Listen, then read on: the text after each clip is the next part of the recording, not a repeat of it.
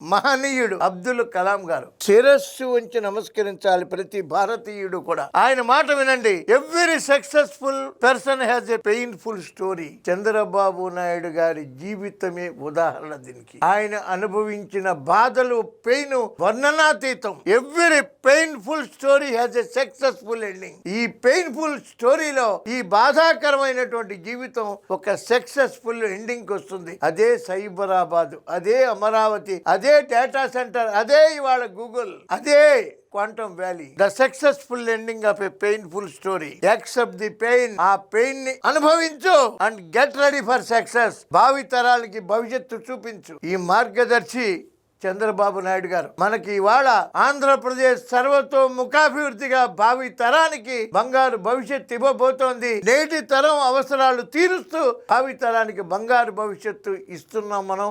ఈ ప్రభుత్వం ఇస్తుంది. ప్రతి సామాన్యుడికి, గడప గడపకి, మనిషి మనిషికి, చదువుకోలేని వాళ్ళకి, అర్థం చేసుకోలేని వాళ్ళకి తెలియజేయవలసిన బాధ్యత ప్రతి కార్యకర్త, ప్రతి సోషల్ మీడియా, ప్రతి ఎమ్మెల్యే, ప్రతి మంత్రి, ప్రతి ఎంపీది, ప్రతి మహిళది, చదువుకున్నటువంటి విద్యార్థులది, యువతది ఈ బాధ్యతగా తీసుకోమని శిరస్సు వంచి నమస్కరిస్తూ ప్రార్థిస్తున్నాను.